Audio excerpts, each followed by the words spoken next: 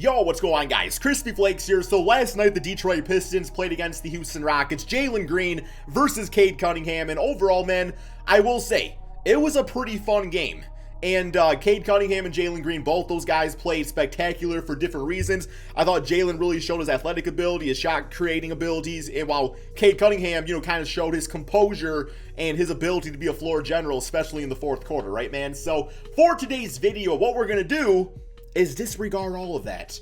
Because I know there's a lot of people out there still having arguments about who's better, man, Cade or Jalen. Like, we have like 15 years to decide this. I just want to point this out. But even beyond that, let's be honest, Jalen Green fans, we need to have some sort of like an alliance up here, because the Cade Crusaders and the Jalen jury, like, we have a bigger issue, and that is the Scotty Squad and the Mobley Mob. Okay, man, like straight up, those are the fan bases right now, because, Evan Mobley and Scotty Barnes playing so spectacular. It's like Cade and Jalen, that discussion's kind of being put aside right now, right, man? So yeah, for today's video, we are going to have some fun today, just because like the whole like what if factor is always interesting, and just doing like alternate universe type of stuff here in NBA 2K22. We are going to see what if the Pistons drafted Jalen Green, and what if the Houston Rockets drafted Cade Cunningham, and exactly like how those guys would have fit on the opposite squads, right, man? So before we get going on today's video, guys, let me know in the comment section below, straight up, let me know in the comment section below, who is going to end up having the best career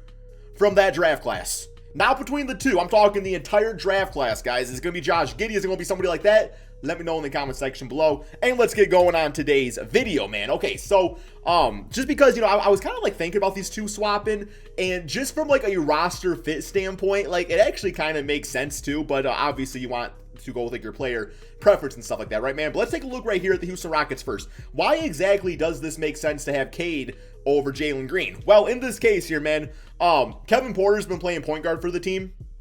The team has been atrocious when it comes to turnovers. It's just been really bad.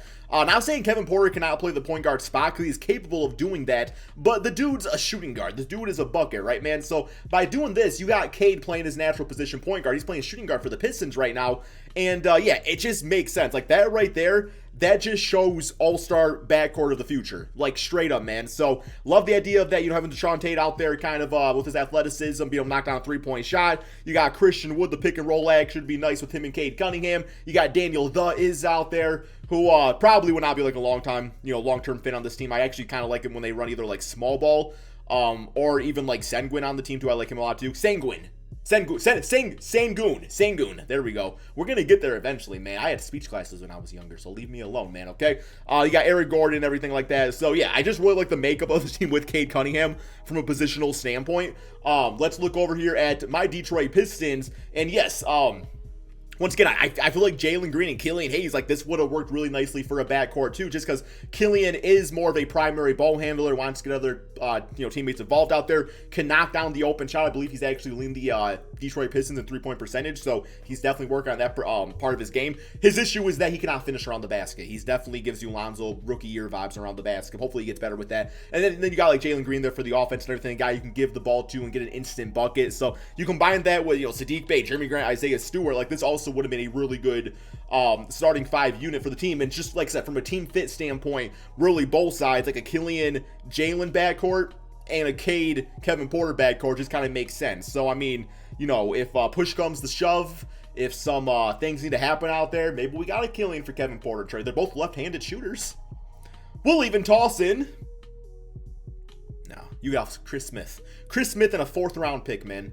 Fourth-round picks don't exist, but, we'll make one up, man. We'll cook the books if we need to, okay? So, yeah, we're going to do, like, a two-season simulation. Not, like, a total-on rebuild type of thing. I just want to give these teams, 2 seasons to really see what they can do and everything. So, yeah, man, let's go. I guess, real quick here, we should make sure, like, the shot tendency is good, too, just so they're, like, playing how we want them to play. So, yes, in this type of offense, Jalen Green's at a 70. Like, I want him right up there as taking, like, the most shots on the team. I want him taking, like, literally 100. Jeremy Grant as a 95. Let's get Sadiq Bey to, like, a 70, because his offense would definitely go down a little bit in this case.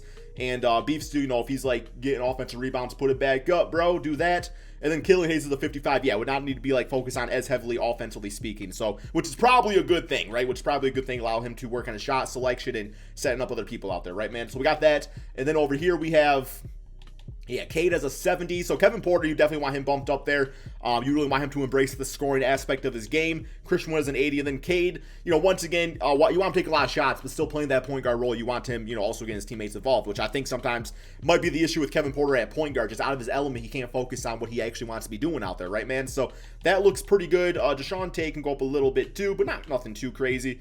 That looks good. Sengun, there we go. Yup, man. Okay, that's all fine. Okay, so that looks pretty good. Guys, I'm going to go ahead and simulate this first NBA season. We're going to see how these rookies do, see if either one can end up getting Rookie of the Year on their own, separate team, or if it's going to be Scotty Barnes. Probably going to be Scotty Barnes. Okay, so we're at the end of the regular season. The Rockets 11th in the Western Conference, so, not a playoff team, but I guess potentially could get playing if they beat the Hawks right here. For the Pistons, they finished 13th, so still both teams obviously in a big on rebuild right here and everything. So not too much change as far as that goes, which makes sense. Like, they both will not have that big of impact in their just the rookie season as far as like winning, like making the playoffs or whatnot. So we got Giannis MVP, Evan Mobley, man. The Mobley Mob as Rookie of the Year. He has been fantastic. Like, you can't even deny it, though, man. I hate on Evan Mobley. I like him a lot. And, yeah, man, we got John Wall, 6-man on the Suns because I didn't want him part of the rebuild or whatever because, like, he's not playing at all. So, yeah, we just cut him from the team. But, yeah, man. Okay, so we got, let's go to the all-rookie teams real quick here. So, all-rookie, we do got Jalen and Cade making that on their respected squad. So, that's pretty cool to see.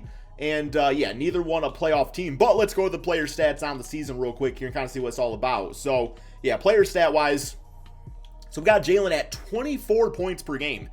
That's actually pretty damn insane. And his efficiency is what's even crazier because he got 47% field goal percentage, 34% from three. You'd be hoping maybe if he can get up to like 37, 38% range, but definitely not a bad start for the rookie season. So that definitely worked out nicely, giving the Pistons another big time scoring option right there next to Jeremy Grant. And then as far as Killian Hayes goes, he actually worked out nicely, having a guy to like run off screens and everything past two, and Jalen Green averaging about 10 points per game, 3 rebounds, but about 9 assists. So really getting the focus on his playmaking. Didn't take too many shots at about 9 shot attempts per game.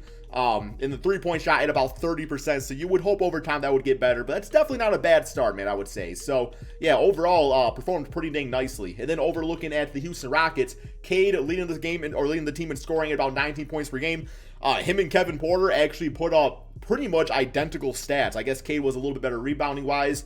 Kevin Porter, both of them got their assists out there, which is actually kind of interesting if you think about it, because you would think that Cade would take on more of that playmaking role, but in this case, Kevin Porter obviously can get his teammates involved too. So both shot the same amount of times. Overall, even 7.7 threes out there, man. So yeah, so literally like identical stats, which is pretty cool. But I think Christian Wood was nice. Eric Gordon giving the scoring up in there. So both fit in with their respected teams in this case. Let's go ahead, man, and simulate the playoffs real quick here, and then we're going to do another season because, like I said, the rookie season, it's a good start, but the second season really is going to see which one of these teams can really break out there, right, man? So there we go.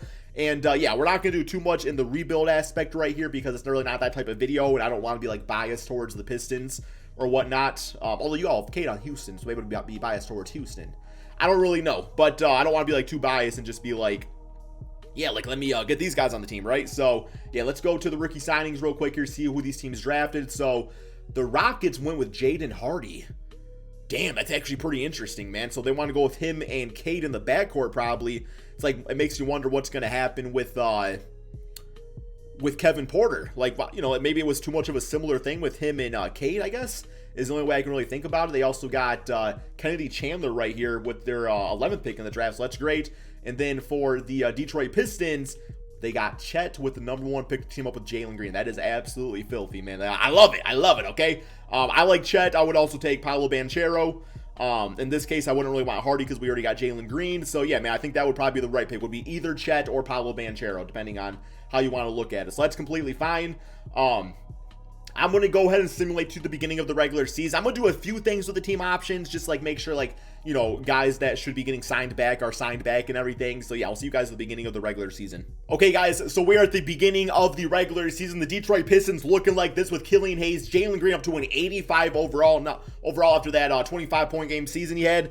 We got Sadiq Bey, Jeremy Grant, we got Chet at center. For the backup unit, we got Olynyk with Isaiah Stewart, which is probably one of the best bench, big guys rotation in the NBA at this point, right, man? We got Josh Jackson, we got Saban Lee, for a 9-man rotation. So this works out pretty nicely, especially you adding Chet onto the team. Like, you definitely can see like the dynasty right here with the Pistons kind of coming. And then for the Houston Rockets, definitely going the route of small ball. As you got Kevin Porter out there playing the small forward position to, you know, insert Jaden Hardy into the lineup and everything. We got Kenyon Martin actually running the power forward spot, although I guess he could be interchanged with DeJounte based on what you want right there. You got Christian Wood, the rest of their bench unit and everything. So, yeah, both teams coming along very nicely. I expect both these teams to at least, like, I think they could both at least make the play-in tournament here. Let's go ahead and simulate this next season and see if that's the case. Okay, so we're at the end of the regular season, guys, and Cade and the Houston Rockets just beat out all expectations, getting 3rd in the Western Conference. The Pistons, that's how they did with Chet out there, they got 6th place, okay, man? So, yes, we got one more game here against the Toronto Raptors and Scotty Barnes, of course, simulate through date and finish with a W on the season. So we got Luka MVP, Paolo Banchero as Rookie of the Year for the OKC Thunder. Absolutely love that fit with him and Shai Gilgeous-Alexander. Watch out, NBA. There's everything else. Jason Kidd, Coach of the Year. And we got All-NBA first, All-NBA second, and All-NBA third with Scotty Barnes, man. He's still popping up in this video, ain't he? Not about Scotty, but here we are. Here we are. So, okay. So both teams obviously in the playoffs and everything. Let's go to these player stats on the season, see how both teams did. So we have Jalen Green this time up to 28 points per game. By the end of this video, he might be a damn 50-point per game score. And you got, how'd Chet do? 10 points, 9 rebounds per game. So, yeah, kind of like our big trio of big guys. They combined for 30 points. We can kind of say that, right, man? Killian Hayes at 10 points, 8 assists per game. So, about the same numbers as he put up the season before, which is not like a great indicator. You want to continue seeing improvement, but also a more limiting scoring role, too, with adding somebody like Chet to the team is going to make a big difference. So, over here we got, where are we at, man? We got Kevin Porter at 23 points per game playing the small forward position. Yet again, these guys had damn near identical stats. Like, this is literally blowing my mind. But that's where we're at with things there. You got Hardy at 15, 4, and 5. Chandler at 14. So both teams coming along very, very nicely. But let's see how these playoffs go, man. Let's see how the playoffs go. So simulate play-in tournament and simulate round, man. See how this goes. And both teams moving on. Yes, Detroit Pistons beat the Bucks in 7 games. Meanwhile, the Rockets beat the Lakers in a sweep. Okay, simulate round again. And, ooh, here we go, man. Detroit basketball, baby, and Houston Rockets basketball, baby. I ain't being biased. Okay, simulate rounds. And the Detroit Pistons have been eliminated. The Philadelphia 76ers, that's okay. A little premature. I think they got that far anyway. And the Houston Rockets also out in the conference finals. But it just goes to show both these teams are on such like a good case, or like a good just route for a good rebuild and everything like that in this case, right, man? You'll win some championships and stuff. So, yeah, I don't really know what the point of this video was. I just like doing what ifs. I like checking out different things. You know, man, I love basketball, okay? I know I joke around a lot with as far as like rivalries go and stuff like that, but at the end of the day, I just love the game of basketball. And I think there's so many great players out there for different reasons, and I think we as NBA fans will get a little bit too crazy sometimes and biased towards our own team, but that's what makes it work. That's what makes basketball so much fun, is that you can have a discussion with, you know, a new person every single day, and you're never going to talk about the same thing twice. But that's all we have, guys. Thank you all so much for watching, and peace out, my friends.